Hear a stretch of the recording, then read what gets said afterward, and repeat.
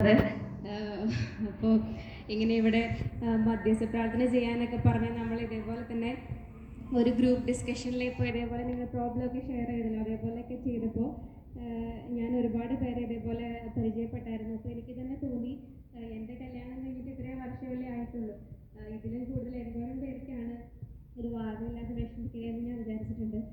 ഞാൻ ശരിക്കും പറഞ്ഞാൽ വീട്ടിൽ ചെന്ന് ഏറ്റവും കൂടുതൽ പ്രാർത്ഥിച്ചിട്ടുള്ളത് ഇവിടെ എൻ്റെ അടുത്തിരുന്ന് ഒരു ചേച്ചിക്ക് വേണ്ടിയിട്ടാണ്. ശരിക്കും പറഞ്ഞാൽ എനിക്ക് വേണ്ടി ഞാൻ പ്രാർത്ഥിച്ചതിനേക്കാൾ കൂടുതൽ എൻ്റെ കൂടെ ജിഡിയിലുണ്ടായിരുന്ന എല്ലാവർക്കും വേണ്ടിയിട്ടാണ് ഞാൻ പ്രാർത്ഥിച്ചത്. കുറേ പേർക്കൊക്കെ ഇതേപോലെ ബ്ലെസ്ഡ് ആണ്, അവരെല്ലാവരും ബേബി ആയിട്ട്. നിങ്ങൾക്ക് എല്ലാവർക്കും മക്കളുണ്ടാകും. ഞാനും നിങ്ങൾക്ക് വേണ്ടി പ്രാർത്ഥിക്കാം. All the best.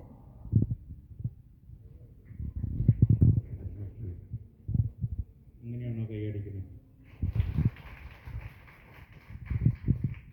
നമ്മൾ നിങ്ങൾക്ക് കാണാൻ പോണ കാഴ്ച ഞങ്ങൾ പറയും, കാണാൻ പോണ പൂരം പറഞ്ഞറിയിക്കണ്ടല്ലോ എന്ന്. അപ്പോൾ ഇനി വരും. അപ്പോൾ ഒരു കപ്പിൾസ് ആരെങ്കിലും പോയ നമ്മൾ അവർക്കൊരു സ്വീറ്റ്സ് കൊടുക്കും. ഒരു കപ്പിൾസ് ഒന്നും ഫ്രണ്ടിൽ നിന്നുള്ള ആരോ എന്താണെന്ന് വെച്ച് കഴിഞ്ഞാൽ പെട്ടെന്ന് പോയ സമയമില്ല, വരൂണമാൻ്റെ പെട്ടെന്ന് ഏതെങ്കിലും കപ്പിൾസ് വരും.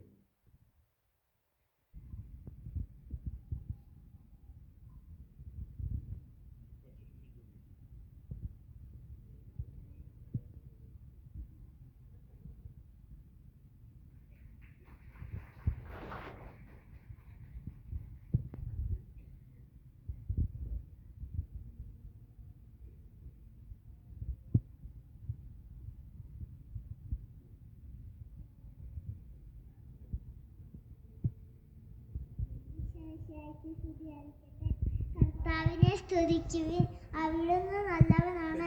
സങ്കീർത്തനം 135:3. കർത്താവിന് നന്ദി പറയുവിൻ, അവിടുന്ന് നല്ലവനാണ്. സങ്കീർത്തനം 135:3. യേശുമിശിഹായ്ക്ക് സ്തുതിയായിരിക്കട്ടെ.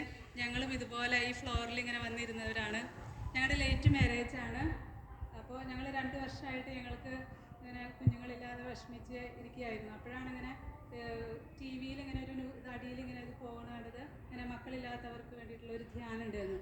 അങ്ങനെ ഞങ്ങളിവിടെ വന്നു, ധ്യാനം കൂടി. അപ്പോൾ ഒത്തിരി പ്രോബ്ലംസ് ഞങ്ങൾക്കുണ്ടായിരുന്നു. അപ്പോൾ പ്രായത്തിൻ്റെ ഏജിൻ്റേതായത് ഒരു 45 വയസ്സും 40 വയസ്സെന്ന് പറയുമ്പോൾ അത് ബുദ്ധിമുട്ടല്ലേ. അപ്പോൾ ഇവിടെ വന്ന് പ്രാർത്ഥിച്ചപ്പോൾ അന്നത്തെ ധ്യാനത്തിന് ഒരു പ്രകാശവലയം ഇങ്ങനെ എൻ്റെ ശരീരത്തിൽ അങ്ങനെ ഉൾക്കൊള്ളുന്ന പോലെ എനിക്ക് അനുഭവപ്പെട്ടു. അതിനുശേഷം പിന്നെ ഞങ്ങൾ പോയി, പിറ്റേ മാസം തന്നെ കൺസീവായി. ദൈവത്തിന് അസാധ്യമായിട്ട് ഒന്നുമില്ല എന്നുള്ള അന്നത്തെ ആ ഒരു ആ ധ്യാനിച്ച് കിട്ടിയിട്ടുണ്ടായിരുന്നു. അപ്പോൾ ഞങ്ങൾ പ്രത്യാശയോടുകൂടി പ്രാർത്ഥിച്ചിരുന്നു. അപ്പോൾ വേറെ കുഴപ്പമൊന്നുമില്ലാതെ. അപ്പോൾ ഡോക്ടർ ഞങ്ങളുടെ അടുത്ത് ഒരിക്കലൊരു ബ്ലഡ് ടെസ്റ്റിൽ പറഞ്ഞു കൊച്ചിന് എന്തെങ്കിലുമൊക്കെ പ്രോബ്ലംസ് ഉണ്ടാവും എന്നൊക്കെ പറഞ്ഞു. അപ്പോൾ ഞങ്ങൾക്ക് ഇച്ചിരി ടെൻഷനായിരുന്നു. അപ്പോൾ ട്രീസ ചേച്ചിയുടെ അടുത്ത് ഞങ്ങൾ ഫോൺ വിളിച്ച് പറഞ്ഞു, ട്രീസ ചേച്ചി ഇങ്ങനെയാണ് ഡോക്ടർ പറയുന്നത്. അപ്പോൾ ട്രീസ ചേച്ചി പറഞ്ഞു, നിങ്ങൾ ധൈര്യമായിട്ട് പ്രാർത്ഥിച്ചോ. അപ്പോൾ ഞങ്ങൾ പ്രത്യാശ കൈവിടാതെ ധൈര്യമായിട്ട് പ്രാർത്ഥിച്ചു. അപ്പോൾ നല്ലൊരു കുഞ്ഞിനെ, ഞങ്ങൾക്ക് നല്ല മിടുക്കിയായ ഒരു കുഞ്ഞിനെ, ക്ലാസ്സിൽ ഫസ്റ്റാണ്, എല്ലാത്തിനും നല്ല മിടുക്കിയായിട്ടുള്ളൊരു കുഞ്ഞിനെ ദൈവം ഞങ്ങൾക്ക് ദാനമായിട്ട് തന്നു. ഒത്തിരി നന്ദി, ദൈവത്തിന് നന്ദി. അതുപോലെ തന്നെ ഈ ധ്യാനം നയിച്ച ട്രീസ് ചേച്ചി സാറും, അതുപോലെ തന്നെ ഇവിടുത്തെ ധ്യാനം നയിച്ച അച്ഛന്മാർക്കും, അതുപോലെ തന്നെ ഗായക സംഘക്കാരും ഒത്തിരി ഇതിൽ നന്നായി ഇൻവോൾവ് ആയിരുന്നു. അവർ ഞങ്ങളെ എല്ലാം എന്താ പറയുക, ഉൾവലിഞ്ഞിരുന്ന് ഞങ്ങളെ എന്താ പറയുക പുറത്തോട്ട് കൊണ്ടുവരാനായിട്ട് നന്നായി പരിശ്രമിച്ചു.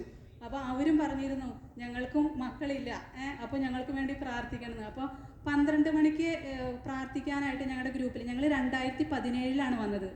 അപ്പോൾ ഞങ്ങളുടെ അമ്മച്ചി ഇച്ചിരി സിക്കായിട്ടിരിക്കുന്നതുകൊണ്ട് ഞങ്ങൾക്ക് സാക്ഷ്യം പറയാനായിട്ട് വരാൻ സാധിക്കില്ലായിരുന്നു.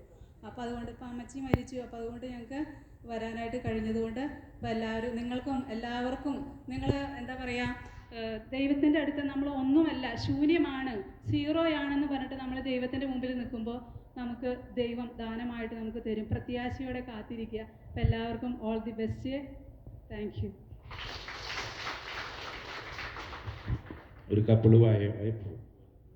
ഒരു കപ്പിൾസ് ഈ കുട്ടിക്ക് ഒരു സ്വീറ്റ്സ് കൊടുക്കാമായ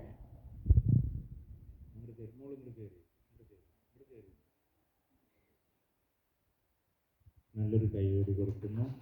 താങ്ക് യു. മോളിലാണ്.